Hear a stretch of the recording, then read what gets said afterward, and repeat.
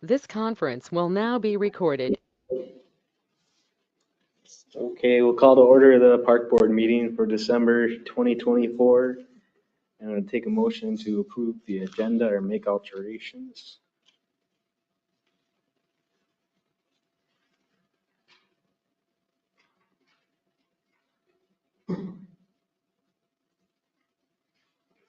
I'll make a motion to approve the agenda. All in favor? Aye.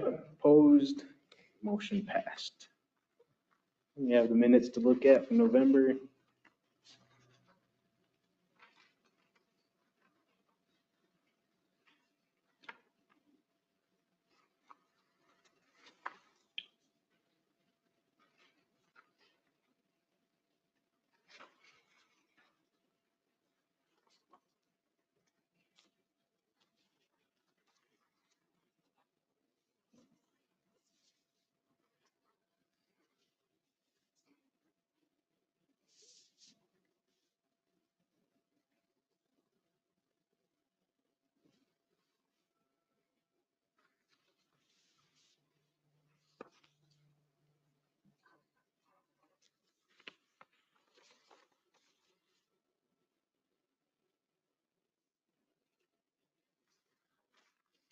I'll motion to approve the minutes from November 4th, 2024. I'll second. All in favor? Aye. Opposed? Motion passed. We have accounts payable.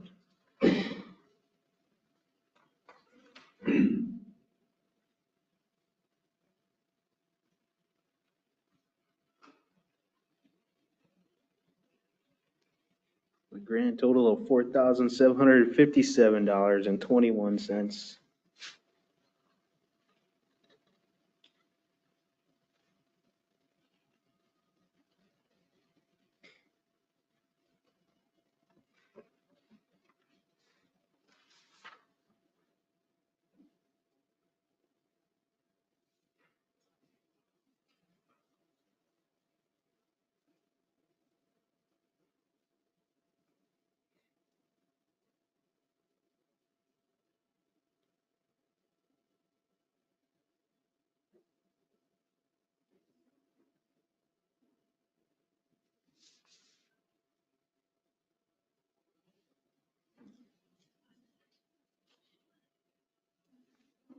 I'll make a motion to approve the accounts payable.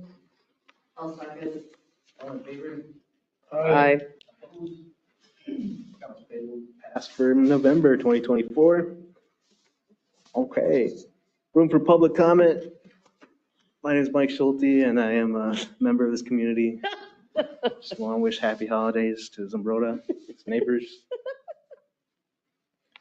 That's my Public comment.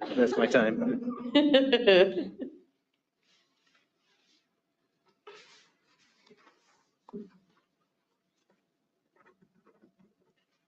Braddock, is it coming in today? I'm not sure. Brian didn't say earlier. Okay. Brian has some personal stuff, so he can be here. Maybe she's good. The update on the pool fundraisers, it went very well, sold all 400 of the raffle tickets. So there should be $10,000 coming there. Went through several 50-50 raffles. Originally, we were going to sell only 200 tickets. The first 100 were going to be $10 tickets, raising 500 for ourselves. Sold all those out and then ended up doing so well on the next $5 ones that raised 250 that we did it 3 times. So there was another 750 there. The silent auction items all sold very well, very close to what we had on there for estimated value on all of them. So I forget what the actual total was. Brian was gonna tally that all up, but just his rough math, that was north of $1,000 on the silent auction stuff too. So lots of stuff there. And then don't know that any bricks were actually sold. A lot of that stuff is online, but the visibility was there. A lot of people asking about them. Couple actual just monetary donations came in. at the table. So I know there was a significant one, I think of like $500 that had come in. So raised a lot of money. It was a good thing, a lot of awareness. So overall, it was a huge success. Awesome. Good. Yep. Yeah. And Very I've had quite a few brick donations come through. My email is broken, so I can't see how many, but I'd say it's almost probably 24, give or take. We've had a lot of people that have ordered multiple, so that's been pretty cool. Awesome. Yeah. Yep. I had a couple pledges come in. Can't think of them off the top of my head. One was Shane Electric for 1,000. There was another one, from Joan and her family's business, the mini storage. I believe that one was 1,000 as well. Yeah, Awesome. Very kind.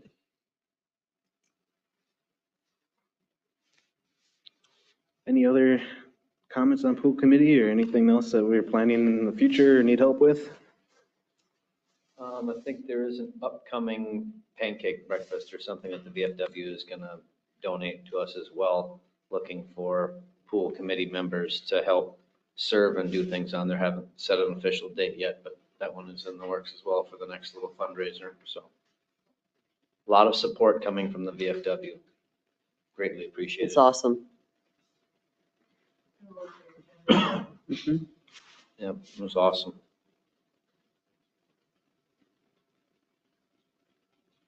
Thank you. All right, we can move on to some new business if everyone's okay with that.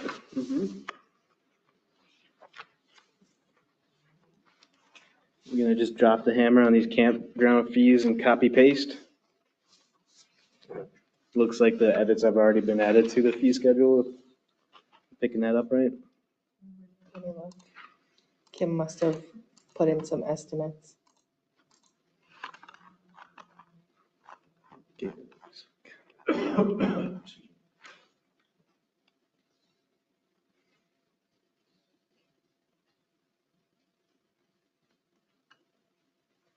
No, I think that's what they were. They worded it out, yeah. Yep. Yeah. So I got a phone call from Donnie Holst today, the camp host, and he just wanted to give some of his input. I know that Neil Flatterud, he's the one that fills in for Donnie usually when he's gone. He had been in and talked to Brian a little bit ago. They would like to see the fees not make a drastic change. Donnie recommended for the seasonal sites, being that they're gonna be paying their own electric. And are they doing their own water and sewer as well, or was it just electric we were metering? Just electric. He thought that it would be worth considering not going any higher than 1,500 annually at this point, because he said he doesn't want to see anybody get scared off by it, so. Otherwise, by the looks of those other campground fees that I found, were pretty competitive with them. So I would say we're definitely not overcharging.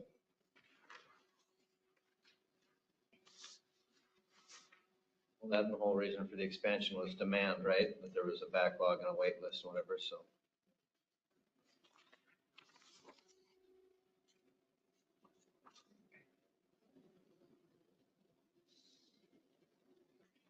And then I guess too, there's always the shelter fee, if you want to take a look at that one, if you want to make any adjustments to that one as well.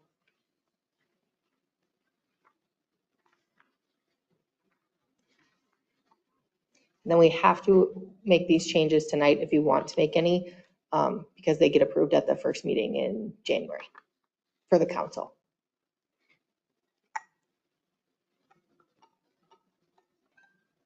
So has it been discussed of bumping up the seasonal campsite fees, or is everybody fine with leaving them down at 1,300?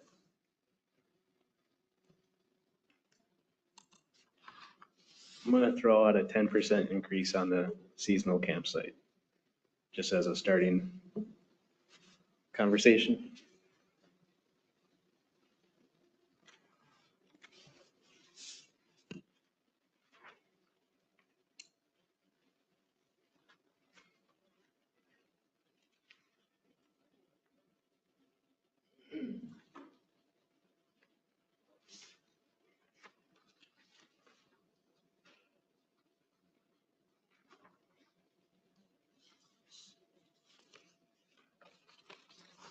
How many seasonal sites did we end up with? A dozen? 11?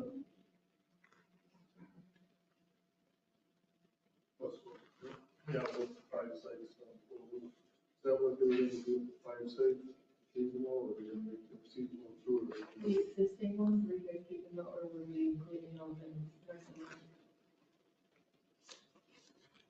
I don't recall what that was going to be. Yeah, I don't know if we ever really talked about that. Because I think those do have pads, but they don't have sewer. They do have sewer. They So do there's 5 sites that have, that's the seasonal amount, there's 5 sites that have water and sewer. The other ones,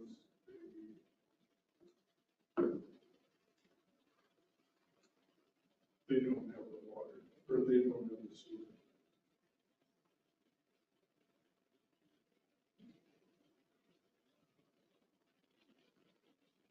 Just the electric and water site.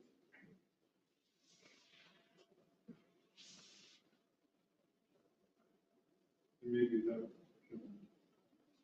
discussion could be a little more, I think there was kind of a feeling, and maybe that came from Donnie, is that we're moving 11 sites up, get them out of the floodway.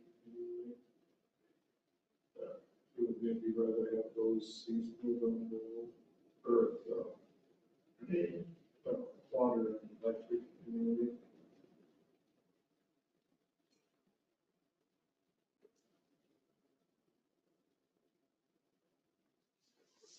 I'd say it's not appropriate to either make them daily rentals or permanent or seasonal. I'd say probably, in a good season, we definitely fill them up on just the daily people, so. Right.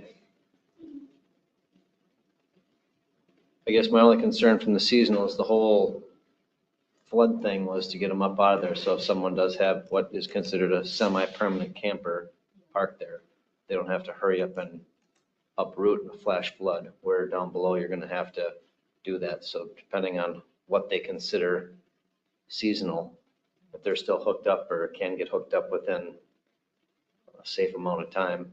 The only thing with those sites, if it's not for water and sewer, you'd probably be able to increase those 5 sites because they have sewer too. Correct. So we could add a line to the lease schedule as well. Where we distinguish just water and electric hookup, and then electric, water, and sewer sites. We can add another line item there.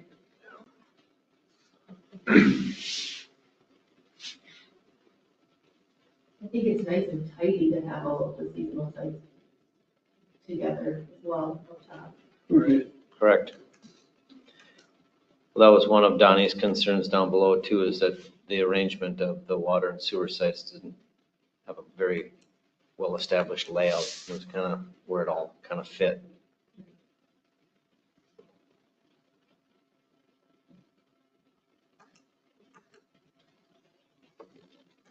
So I'm hearing 10% increase on seasonal. We'll bump up the shelter to 160, primitive to 25, electrical and water to 45. Is the daily fee just one? That's cool. That's pool, okay. Oh, So well, not we don't that gotta one. worry about those. Okay. Not for at least till, We can raise those and yeah. And electric, water and sewer, maybe $60.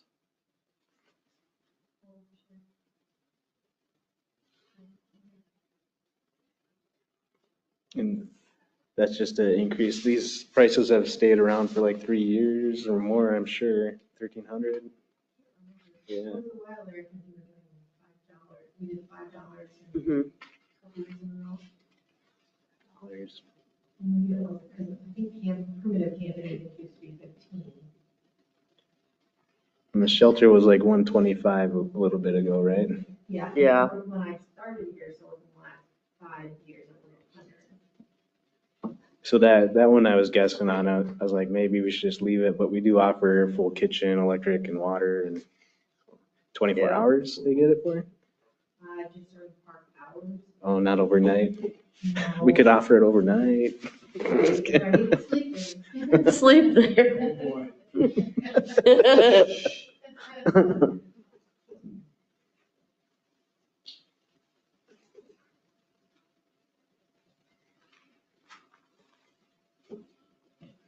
Was there also going to be a line item for the septic? We had talked about that at one time too, for the people who are not camping. Oh, the dump station. Dump station. Oh. Yeah. That looks like that is 15 plus. Yeah, that's what I was seeing too, 15. And that's just for non-guests, it looks like, right?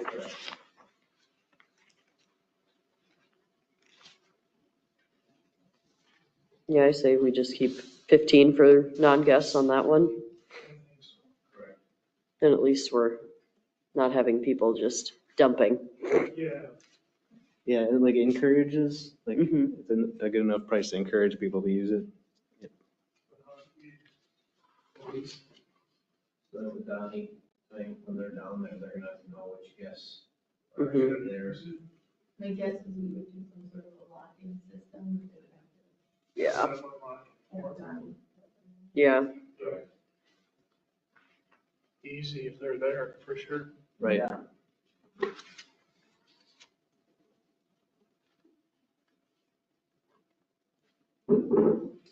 Yeah, it looks like the other two places were both 15, I think, too. Correct.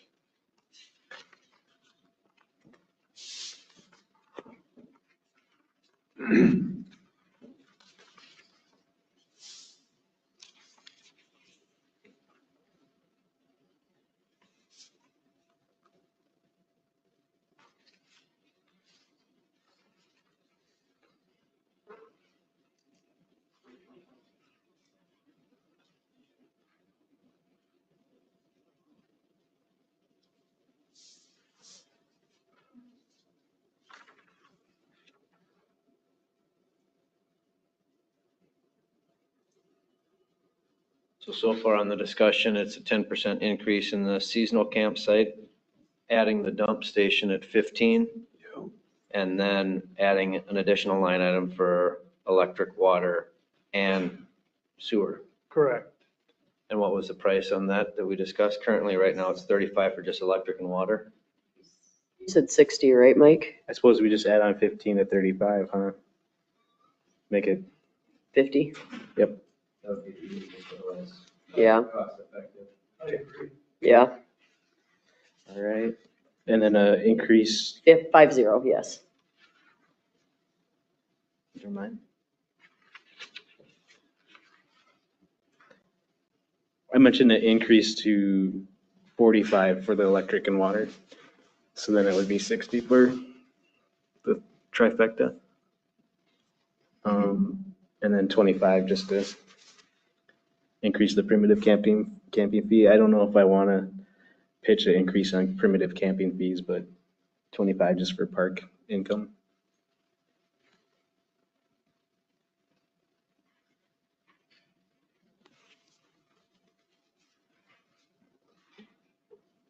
were you thinking any increase on the shelter? though? I'm scared to move it up again. Yeah, I would say you guys have pretty consistently bumped it up there for quite a few years, so.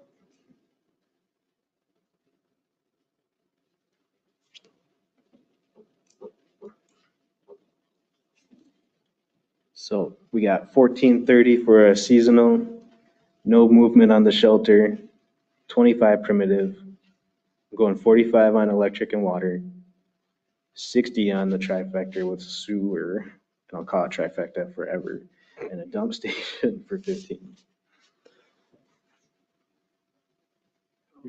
You're saying like for a full water, sewer, and electric hookup, $60 a night? $60, which would be 15 on top of 45. That might be a little steep. Is that right? It's like Hay Creek is at 50.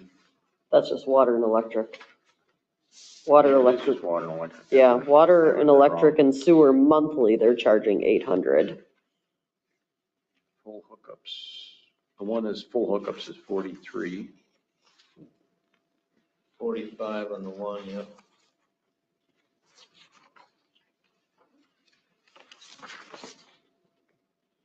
$37 on the Billsby.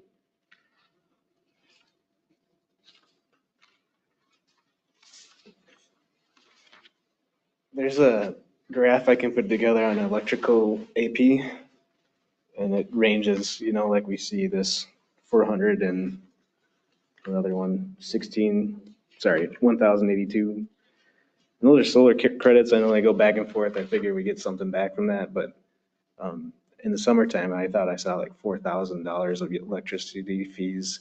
So it really spikes on us, if you want to put that in consideration tonight. And I also can provide that data so you're not just word of mouth there.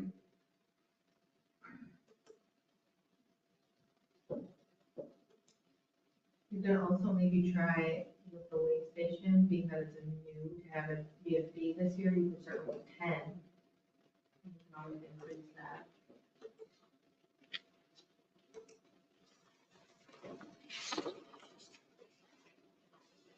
$15 is competitive with the two others that are highlighted here, though. And surprisingly, where you're gonna draw those people from is people just pulling off the highway. Right. So you're not gonna generate a lot of it, but I think for people, because they see a camping sign, they call them, or I've even had them say, we're pulling our camper, then can so-and-so. I think $15 is Absolutely. reasonable. Yeah. something like that. It's not necessarily a moneymaker, but a deterrent for people from doing it for free. Correct. Right. Just because it's- Correct.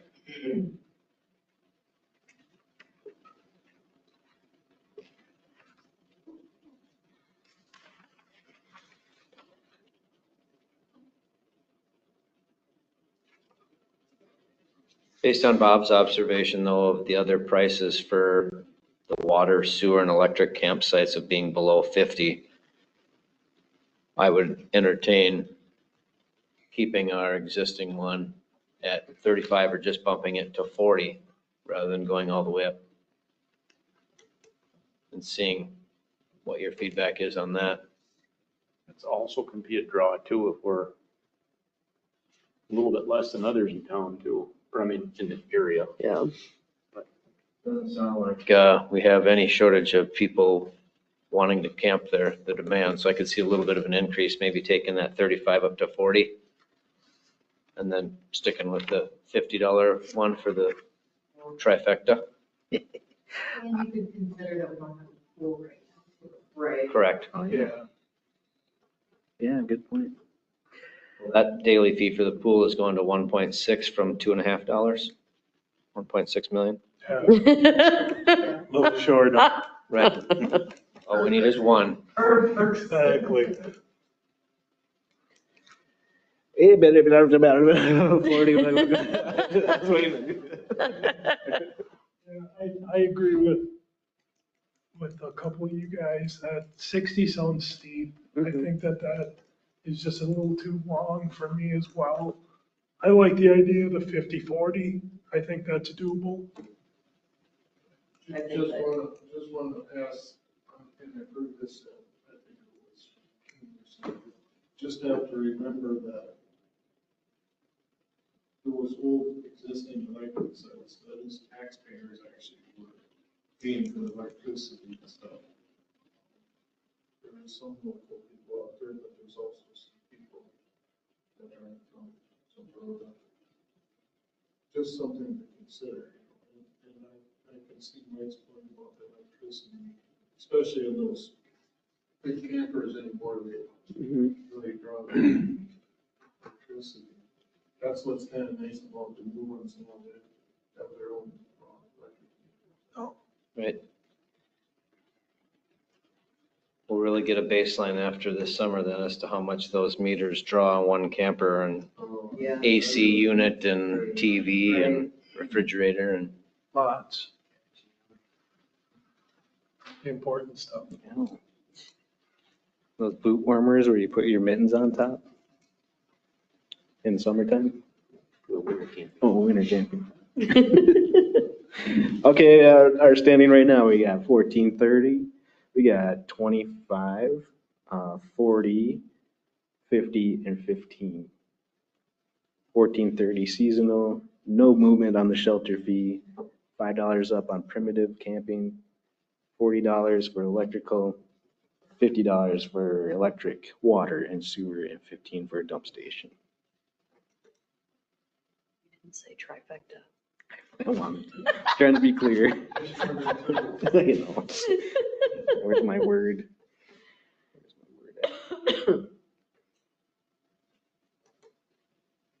Unless there's further discussion, I make a motion to accept those as stated by our president. I'll second. As this authoritative figure says, all those in favor? Aye. Opposed? Motion passed. Thank you for the thoughtful discussion on it. It was well done. I hope it pays dividends for the community. Back and forth. Eye on the numbers, like even at a $50 trifecta site, if they were to stay there for 3 months, the 90 days, that's $4,500. So that's like triple what a seasonal would be if somebody were to stay there and just sit there. So obviously it makes the seasonal site very attractive if you're going to be camping down below in a floodplain, paying the $50 per night, that kind of thing. I've been to a few state parks where I've talked to them, like I'm here for 3 days and they're like, okay, you can do, you know, the daily fee, but I got this other deal. And then they put me into the right price thing. That happened to me a couple times. I'll tell you the story. It goes like this. Driving up to Gimli in Manitoba. And there it is. That's the end of the story. So I don't have anything else on the agenda. Do we have any more pages in the back? We have, if you look at our giant account building, 616 and 226 are savings. Looks in good standing. And we also got a page on our money markets. I think time to sell. Watch the Dow Jones. I have one update on the dugouts. The structures are 100% complete as far as the roof, the tin, everything is all said and done. I was going to reach out to Mike before snow fell, but it looks like I drug my feet too long. We still have some of the foul pole out sitting behind the backstops and whatnot there. We're not 100% sure that we're going to be able to reuse those because of the location of the giant 6x6s that had to be dug in and all that stuff there. So early in the spring to finish off the dugouts, we're going to have to put the foul fence back up. More than likely, that's going to get attached to the timber or have some sort of spacer that's a little bit smaller than the actual poles that were taken down. So that foul fence is nice and straight and maintains a safe barrier between the dugout and the field of play. And then we're going to have to come back to the park board and purchase chain link fence to go around the outside of the dugout to keep any stray balls and different things that are on the outside away from that. But other than that, I would say they're like 95% complete. I mean, we're just missing put the fence back up that came down in the front and then add a new fence around the back side of that thing. But otherwise, hats off to all the people that showed up. It wasn't an easy task to get people to come in and volunteer their time. A couple of them happened over holiday weekends and different things like that. So it was quite a task to get those wrapped up before snow fell. So just want to give a shout out to the volunteers who did that. Awesome. They Yeah. look very nice. I Finally, drive by some them in the morning and Workable shade They and look very cover from nice. rain and fall ball, so yes, it's looking like a complex out there, to the point where the varsity coach had reached out and asked if there would be an opportunity for the junior high baseball team, rather than traveling down to the Herb Vick Park down in Mazeppa, Mm. now that we got the right base length stuff put in there, if they could start utilizing that for some, Hmm. hosting some games for the Zumbrota Mazeppa Junior High. Sweet. So Nice. that's awesome. Sweet. Yep. So next spring, fencing, wrap that up, and then onward with my endeavors to try and get that concession stand finished off and get that opened up so that the boosters can start making some money and putting some seed money back in, because they'll help donate like they did here with the volunteer groups, and they donated some rakes and some lime and all some stuff, so it's great.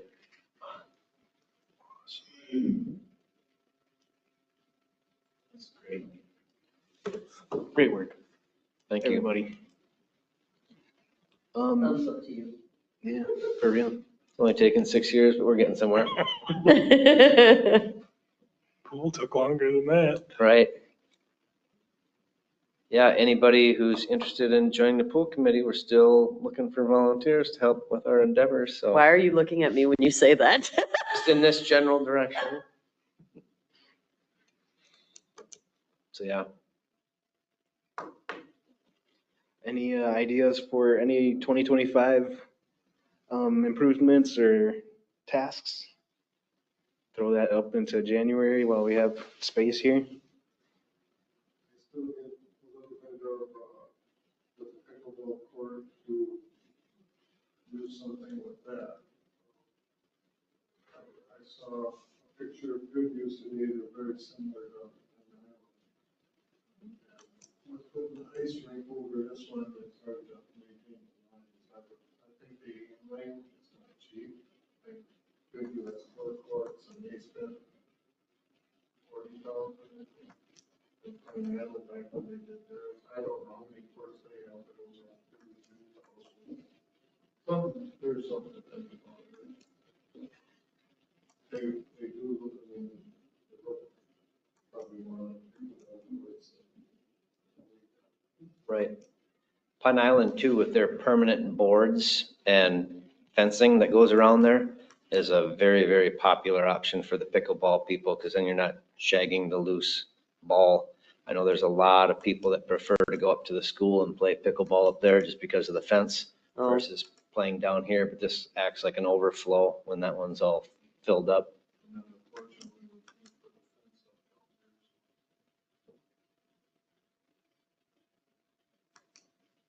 So baseball complex changed to one of those pitching mound that goes below the ground, like the Metrodome. And then pickleball goes on top of the softball field.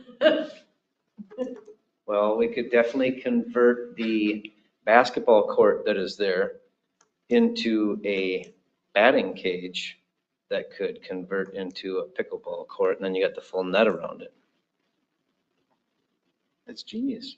Because that basketball court there would make an ideal batting cage, since we now have basketball available on this side of the road. That keeps all of the baseball, softball stuff on one side of the road. I would say that the basketball court, that the baseball field is more used than what the other pickleball court. I would see how it's a little bit wrong. The long axis. Yeah, It's a longer court. mm, It's usually the younger kids that would be a pickleball one, and then the older kids like bigger one. It's not gang related, are you sure? Okay. that. At least from what I see, it looks like friendly game. The young versus the elder youngers. Elder youngers. There's even like, cigarettes off the skateboarders. there's even adults that I see on the ball field quite often. The same adults. Mr. Olson, would you put a basketball embedded lines on our ice rink to make a more usable long axis basketball, oh my gosh, basketball court that we could dismiss use of the basketball court up by the softball fields, turn it into pickleball, and make it long lasting, almost a trifecta of sorts. I don't think you could make it wider really effectively though, without putting in more concrete. Once you do that, you got a different slab that's gonna heave and do different things there. I don't know if that would work out so well. Not that, that's not what I mean. Just switch the hoops so they're on the ends, Oh, and then put some lines in so that the hockey rink has a blue line, but it's also the basketball midline. I know sports. if you were to rotate the basketball court, it would be too long. Oh, yeah. Then you're going to court and a half or whatever whatever the length of the hockey rink is. Then can we put one of those, this is just a joke, I'm sorry, guys. This isn't I was gonna say put a net there so that we can have a half court, full court. And then make a community complex, which we talked about last month.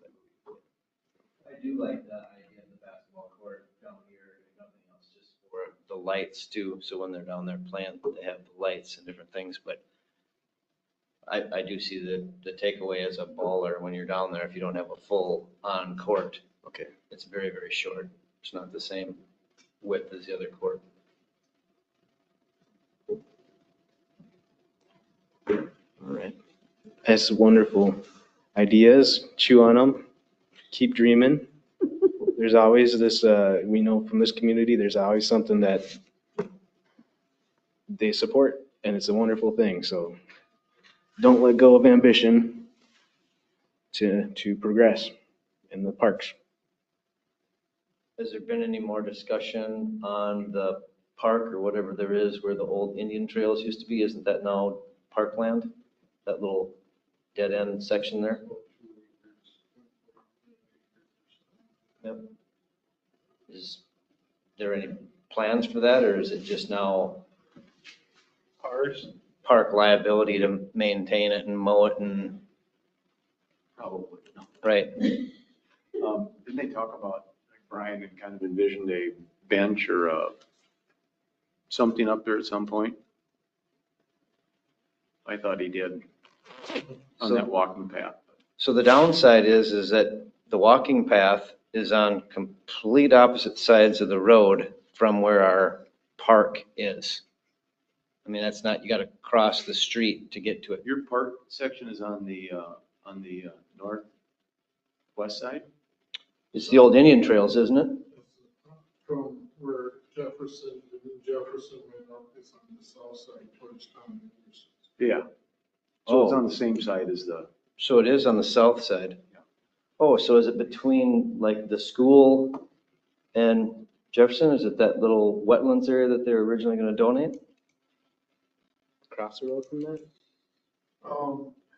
So 186, it goes up to, I know it's called the Anderson Edition. So Yeah. kind of from there to the east of that 186, that goes down to Anderson, that's the old Jefferson down there. Yep. There's a little piece of that, up to school property. To the power line or whatever, yep, yep. that was big enough. Dog park? big enough for that. How much you need for dog park? 1.9 One- acres. 1.9 acres. One softball field.